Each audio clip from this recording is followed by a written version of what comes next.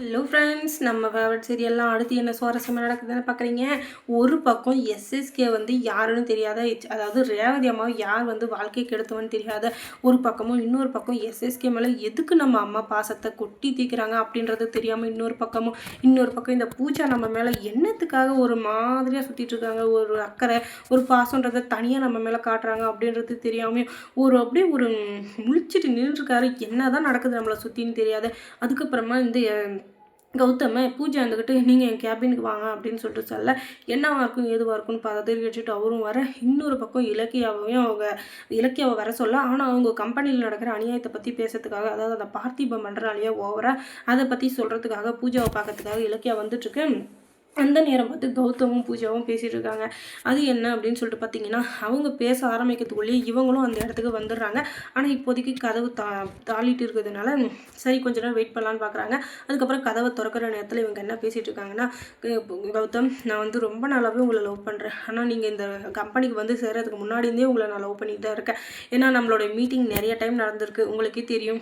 ஒரு டைம் ரோட்டில் மீட் பண்ணோம், அதுக்கப்புறமா கோவிலில் மீட் பண்ணோம், அதுக்கப்புறமா பாரில், அப்படி இப்படின்னு சொல்லிட்டு என்னை ஹாஸ்பிட்டலில் சேர்த்துலாம் எத்தனை வாட்டி நம்ம மீட் பண்ணியிருக்கோம். அப்போவே உங்களை எனக்கு ரொம்ப பிடிச்சிச்சு. என் வாழ்க்கை துணை அப்படின்னு ஒருத்தர் வந்தால் அது நீங்களாக தான் இருக்குன்னு சொல்லிட்டு நான் முடிவே பண்ணிட்டேன். இதுக்கு மேலே என் மனசை மாற்றிக்க என்னால் முடியாது. ஆனால் உங்கள் மேலே நான் வச்சுருக்க காதல், உங்கள் மேலே நான் வச்சுருக்க பாசம் எல்லாமே உண்மை அப்படின்னு சொல்ல, நீங்கள் என்ன பேசிகிட்டு இருக்கீங்க மேடம்? நீங்கள் வந்து எனக்கு கை நீட்டி சம்பளம் கொடுக்குற முதலாளி, நான் ஒரு தொழிலாளி. என் மேலே உங்களுக்கு எப்படிங்க இப்படி ஒரு இன்ட்ரெஸ்ட் இருக்கலாம் அப்படின்னு சொல்ல, அதெல்லாம் இல்லைங்க, பணம் அப்படின்றது ஒரு மேட்ரு இல்லை. நீங்கள் என்ன கல்யாணம் பண்ணிக்கிட்டா நீங்களும் பணக்காரர் தான், அதை பற்றி நான் ஃபீல் பண்ணுறதில்ல. என்னோட இது முழுக்க ஒரு ஆண் மகன் தைரியமாக இருக்கணும், அதுதான் எனக்கு வேணும். என் மேலே பைத்தியமாக இருக்கிறவங்க நான் யார் மேலே பைத்தியமாக இருக்கணும், அதுதான் எனக்கு முக்கியம். அதுவும் இல்லாமல் சின்ன வயசுலேருந்து எனக்கு ஒரு கெட்ட பழக்கம் இருக்குது. எனக்கு ஏதாச்சும் ஒன்று பிடிச்சிச்சின்னு வச்சுக்கோங்க, அது எனக்கு கிடைச்சே ஆகணும். கிடைக்கிற வரைக்கும் நான் போராடிக்கிட்டே என்ன அது கிடைச்சே ஆகணுன்ற ஒரு வெறியில் இருப்பேன். அப்படிப்பட்ட எனக்கு கிடைச்ச ஒரே ஆகினி மட்டும்தான். அதுவும் இல்லாமல் நான் வந்து உன் மேலே சும்மாலாம் ஆசைப்படல. உன்னுடைய நல்ல குணம், உன்னுடைய அழகான அந்த காதல், அதுவும் இல்லாமல் மற்றவங்க மேலே நீ இருக்க கேர் அப்படின்னு சொல்லிட்டு நிறையா இருக்குது. அதெல்லாம் பார்த்து தான் நான் உன் மேலே காதல் வந்துச்சு அப்படி இப்படின்னு சொல்ல, உடனே இல்லைங்க, நீங்கள் பேசுறது ரொம்ப தப்பு. நீங்கள் எந்த நினச்சி என்கிட்ட பேசுறீங்கன்னு எனக்கு தெரியல.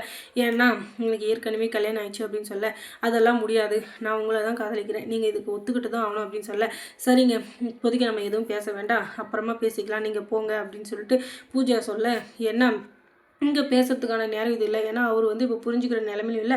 நான் உங்களை வீட்டில் வந்து மீட் பண்ணுறேன் அப்படின்னு சொல்லிட்டு சொல்கிறாங்க. உடனே இவர் இருந்துக்கிட்டு வீட்டுக்கெல்லாம் வர தேவையில்லை அப்படின்னு சொல்ல, ஆனாலும் அவங்க கேட்காம மறுநாள் காலையில் அவங்க இதுக்கு போக, ஆனால் இலக்கியாவுக்கு இப்போதைக்கு இது எல்லாமே தெரியுமா அப்படின்னு சொல்லிட்டு பார்த்தீங்கன்னா, அவங்க 2 பேர் பேசிகிட்டு இருக்காங்க யாரோ அப்படின்னு சொல்லிட்டு அவங்க வெளியே வந்துட்டாங்க. அதனால் இப்போ வரைக்கும் அங்கே என்ன நடக்குதுன்னு அவங்களுக்கு தெரியாது. அதுக்கப்புறம் வீட்டுக்கு போனதுக்கப்புறமா கௌதம் கிட்ட பேசிகிட்டு இருக்காங்க பூஜா.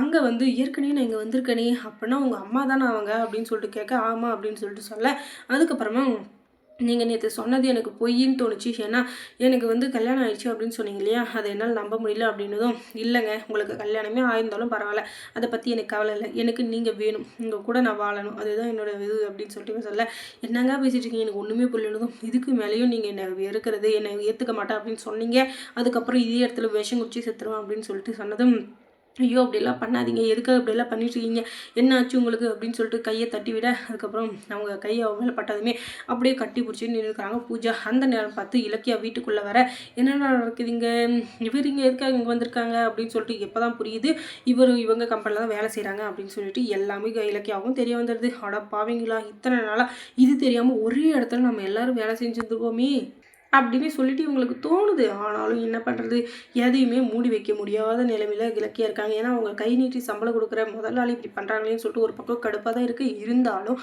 அதை ஜீர்ணிக்க முடியாத கதவு பின்னாடி நின்றுக்கிட்டு அழுதுட்டு நின்றுருக்காங்க நம்ம இலக்கியா.